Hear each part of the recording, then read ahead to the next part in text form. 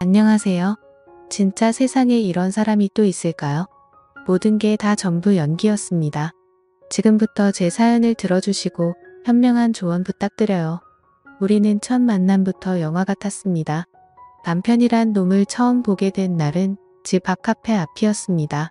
우리 집 앞에는 카페 거리가 예쁘게 자리 잡고 있어서 주말이면 동네 친구들과 커피 한 잔을 하는 게 일상이었죠. 그날은 참 햇살이 예뻤던 걸로 기억됩니다. 허나 제 마음은 먹구름이 잔뜩 낀 날이기도 했습니다. 3년이나 사귄 남자친구와 이별을 한 다음 날이었거든요. 술을 먹으면 괜히 울면서 남자친구에게 전화라도 하게 될까봐 기운 좀 차리려고 일부러 대낮에 친구들을 만난 거죠. 커피 한 잔을 하면서 쿨한 척 수다 떨고 웃고 그러다가 잠깐 카페 밖에 있는 화장실을 다녀오려고 카페의 문을 연 순간 지금의 남편과 처음 마주치게 됐습니다. 선한 인상에 깨끗한 피부, 깔끔한 옷차림, 큰 키, 호감형이 귀티나는 남자였고 제가 화장실을 다녀올 때까지 그 자리에 서 있더군요. 그러더니만 저에게 조심스럽게 연락처를 물어봤습니다. 첫눈에 반했다면서요. 남자친구와 바로 전날 헤어져 이별 후유증을 떨치지 못했던 저는 남자친구가 있다고 거짓말을 하고 다시 카페 안으로 들어갔습니다. 어색하고 머쓱한 표정을 짓더니 그럼 알겠다고 하더니 카페 안에 주차돼 있던 고급차를 타고 어디론가 가더군요.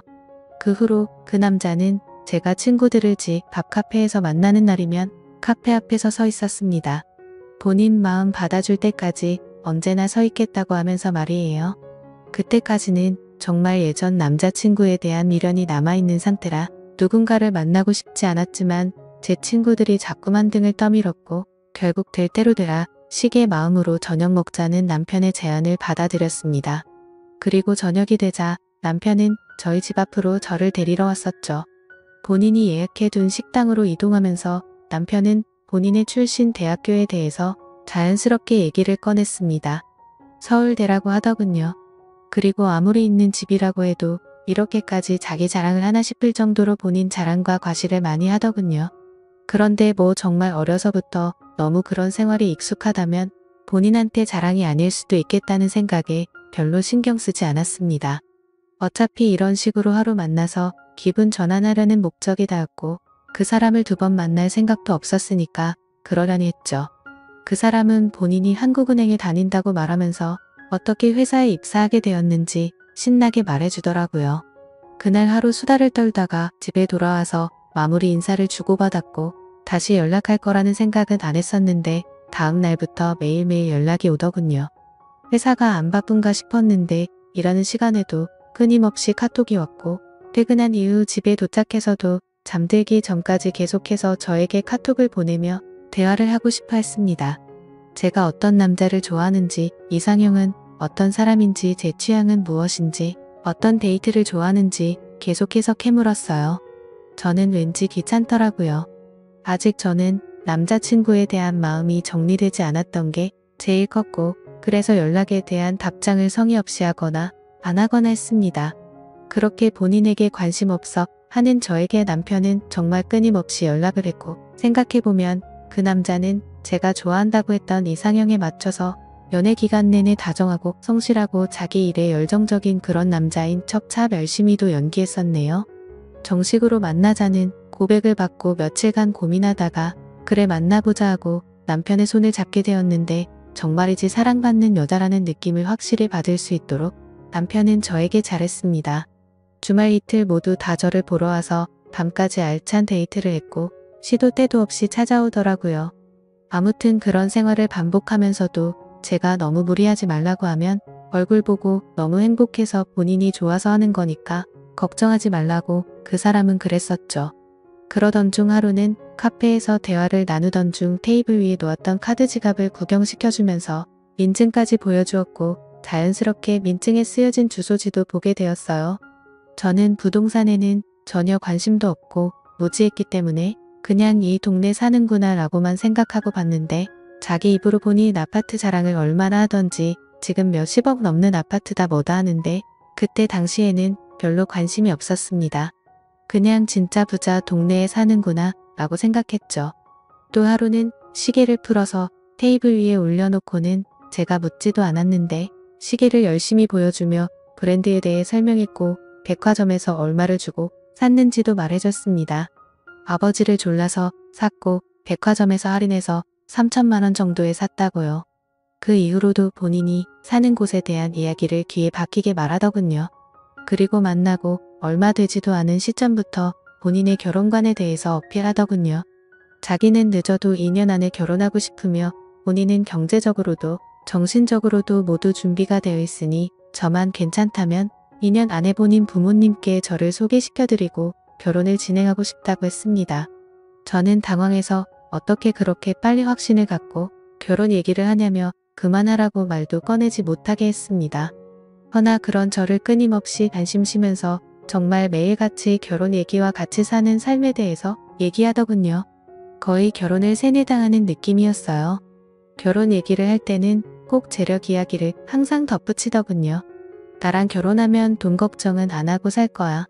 사모님 만들어줄게. 하고 싶은 거 다 말해. 아니다. 내가 그냥 카드를 줄게. 너는 그냥 나랑 같이 평생 살아줘. 듣자마자 어이없어서 웃음 나오는 그런 말을 너무 진지하게 하더군요. 본인 부모님이 갖고 계시다는 빌딩들의 위치를 말해주기도 했고 본인이 미리 받은 건물의 위치 건물세가 한 달에 얼마가 나오는지까지 전부 술술 입었어요. 무엇보다 아침부터 잘 때까지 연락을 하면서 회사 이야기를 정말 많이 했고 회식을 가거나 어디 갔다 하면 동영상도 자주 보내주었습니다. 좀 과하니까 가끔 묘하다 싶을 때가 있었는데 너무 많은 증거들을 거의 매일같이 보여주면서 의심할 틈을 주지 않더군요. 그런데 아주 조금씩 말이 많은 그 사람의 말에 어긋나는 부분들이 있었습니다. 그러면서도 관계를 깰 정도로 치명적인 것들은 없었습니다. 그렇게 교제를 이어가던 중 덜컥 임신을 해버리고 말았습니다. 처음에는 어떡하지란 고민이 많았지만 다정한 남편을 믿어보고 싶었고 결혼을 결심하게 되었죠. 그로 인해 남편이 자신의 부모님을 뵈러 가자더군요. 처음 보는데 정말 다정하고 좋으신 분들이셨습니다. 나이에 비해 10살 이상은 어려 보이셨고 정정하고 밝으셨어요. 우리 아들과 결혼해줘서 고맙다는 말을 반복하셔서 제가 황송할 지경이었네요. 그렇게 저희는 결혼식 없이 바로 혼인신고를 하게 됐고 상견례도 간단하게 마쳤어요. 혼인신고를 하던 날 남편이 이렇게 말하더라고요. 너무 급하게 결혼을 하게 돼서 자신 명의의 집에 살고 있는 세입자의 전세 기간이 아직 많이 남았다고요. 그리고 투자를 여기저기 해놓은 곳이 많아서 우선 지금 자기 수중에 있는 1,000만 원으로 단칸방에서 신혼살림을 시작하자고요. 별 수 있나요? 그냥 알았다고 했죠. 저희 부모님께 사정이 이러저러 해서 단칸방에 잠깐 살게 됐다 말씀드렸다니 엄마가 단칸방에 맞는 작은 냉장고, 세탁기 등 살림을 싸주셨습니다. 그런데 아이를 낳고 나서야 알게 됐습니다. 매일 출근한다던 남편이 한국은행으로 출근한 적이 단 한 번도 없다는 사실을 말이에요. 어느 날 남편이 집에 가방을 두고 간 적이 있었는데 핸드폰도 안 받더라고요. 그래서 회사에 걸면 될까 싶어 남편이 근무한다고 말했던 부처 전화번호를 찾아서 전화를 했더니 그런 이름을 가진 사원이 없다는 겁니다. 제가 이렇게 믿었던 것도 결혼 전에도 출입증을 보여주고는 했거든요. 남편이 가지고 다녔던 그 출입증은 도대체 어디서 훔쳤던 걸까요? 그리고 남편이 여러 번 언급했던 저희 신우의 이름으로 변호사협회에 검색을 했는데 아무 조회 결과도 나오지 않았습니다. 그걸 보자마자 소름이 끼쳤습니다. 그러고 보면 결혼 후 단 한 번도 신우를 본 적이 없었습니다. 신우가 너무 바빠서 그렇다고만 했어요. 그런데 아무리 바빠도 결혼한 오빠의 와이프 볼 시간이 아예 없다는 게 정말 이상했었거든요. 시댁에 가더라도 지정 주차장에 잠깐 주차하고 남편 혼자 올라갔다가 내려왔고 저는 차 안에 있으라고 했습니다.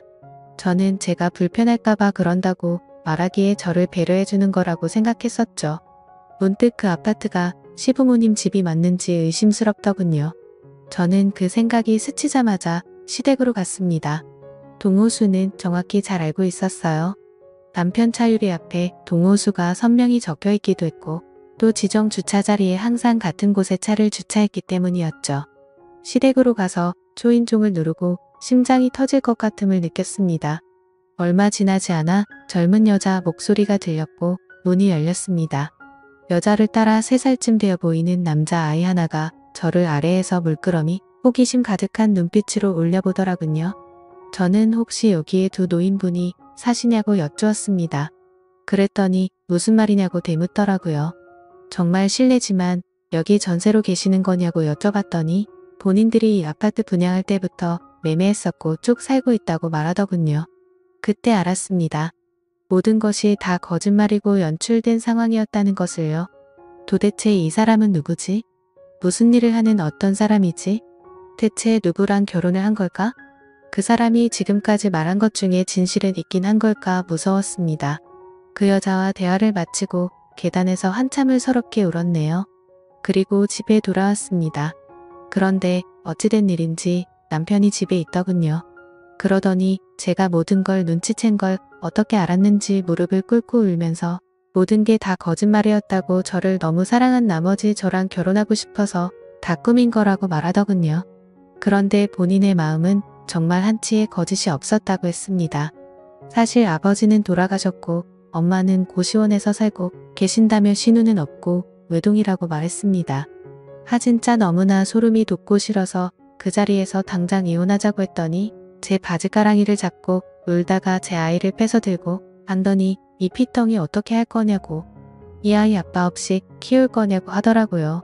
그 말 듣고 우리 아이 얼굴을 봤는데 정말 너무나 마음이 아파서 그 자리에서 주저앉고 펑펑 울었습니다. 제가 너무 바보같이 들릴 수도 있겠지만 아이 때문에 어쩔 수 없이 남편을 용서해주고 말았습니다. 다시는 거짓말 하지 말고 모든 걸 사실대로 말하라고 하면서요.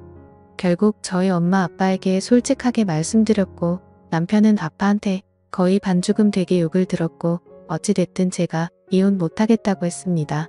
결국 마음이 약해진 엄마 아빠가 가지고 계셨던 24평짜리 아파트 하나를 주셨습니다. 엄마 명의로 전세 끼고 산 집인데 마침 몇 주 뒤에 전세가 만기였거든요.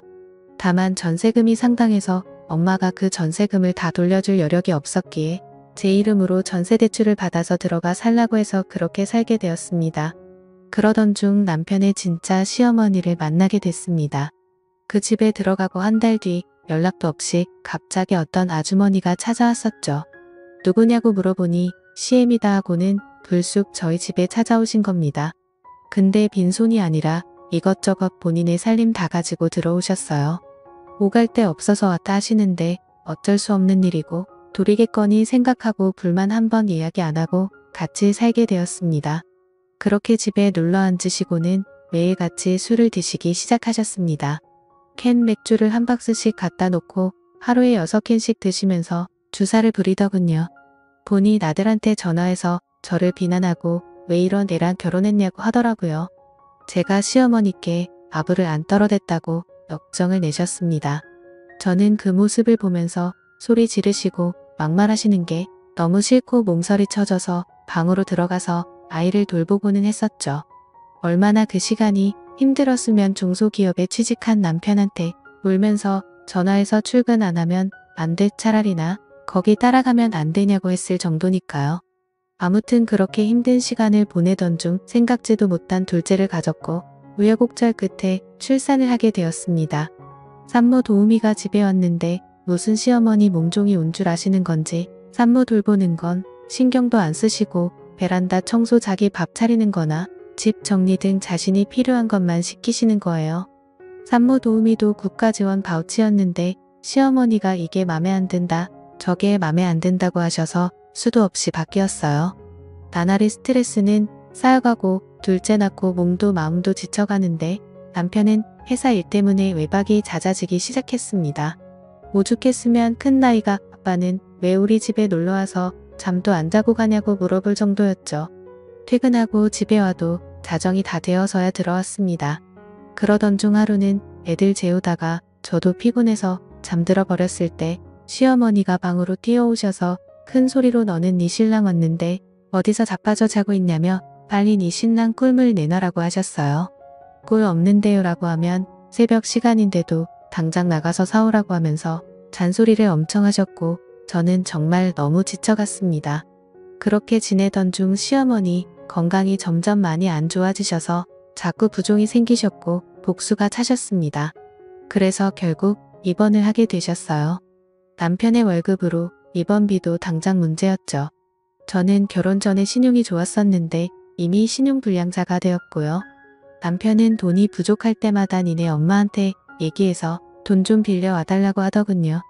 그때 당시에 관리비며 가스비며 3달 정도가 밀려 있었고 아이들 반찬 사줄 돈이 없어서 두부안모 사는데도 벌벌 떨고 그럴 수준이었습니다.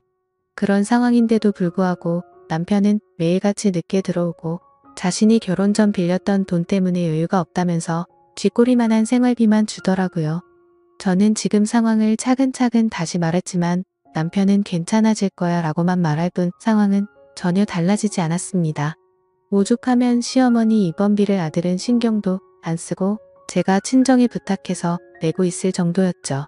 결국 제가 전적으로 시어머니 케어를 해야 하는 상황이 되었고 아이들을 데리고 다녀야 해서 남편 차를 타고 병원에 다녔습니다. 그러던 중 병원에서 차를 타려고 갔는데 긁힌 자국이 생겼더라고요. 저는 곧장 블랙박스 메모리 카드를 빼서 집에 가서 영상을 확인해 봤습니다. 그런데 뭔가 여자의 촉이라고 해야 할까요? 갑자기 긁힌 자국을 찾는 영상보다도 예전 영상부터 봐야겠다는 생각이 들더라고요. 그래서 확인을 해보는데 정말 기가 차더군요. 한숨조차 안 나오고 이게 뭔가 싶었습니다. 왜냐하면 주행 중인 차량 안에서 남편의 목소리가 들려오는데 옆에는 또 다른 여자가 타고 있더군요. 남편은 제게 어필을 할 때와 달라진 게 전혀 없이 똑같은 멘트 똑같은 수법으로 또 다른 여자를 사귀고 있었던 겁니다. 왜 매일같이 늦게 들어오고 돈이 부족하다고 했는지 바로 알겠더라고요. 저는 용서를 해줬음에도 도저히 달라지지 않는구나 생각했고 절대 용서하지 않겠다고 생각했습니다. 결국 그날 이후로 남편에게 이 영상을 들이밀며 이혼할 거라고 통보했고 그러자 남편은 또 저번처럼 무릎을 꿇더니 펑펑 울면서 한 번만 용서해달랍니다. 두 자식을 담보로 생각하는지 아이들은 어떻게 할 거냐며 똑같은 레퍼토리를 펼치더라고요. 그러면서 자신의 어머님 케어는 누가 하냐고 제발 용서해달라고 했습니다. 진심으로 그때 너무 어이가 없고 기가 차서 말했습니다. 이 어머니가 내 어머니야? 그리고 어머님이 나한테 어떻게 대하는지 뻔히 알면서 그딴 말을 하냐고 말했죠. 저는 더더욱 용서가 되지 않았고 결국 두 아이 데리고 그 집에서 뛰쳐나와서 친정으로 갔습니다. 며칠 동안 남편은 지금도 한 번만 용서해달라고 계속 연락이 오고 있고 바람핀 상대와도 다 끝냈다고 하네요. 이 모든 사건을 알고 계신 저희 부모님은 당장 이혼하라고 말하고 계시고 있고요. 솔직히 저 혼자라면 매몰차게 이혼해버리면 그만인데 두 아이를 보면 이게 맞는 건가 조금은 고민이 됩니다. 제가 어떻게 하는 게 맞는 걸까요? 제 사연 읽어주셔서 감사합니다.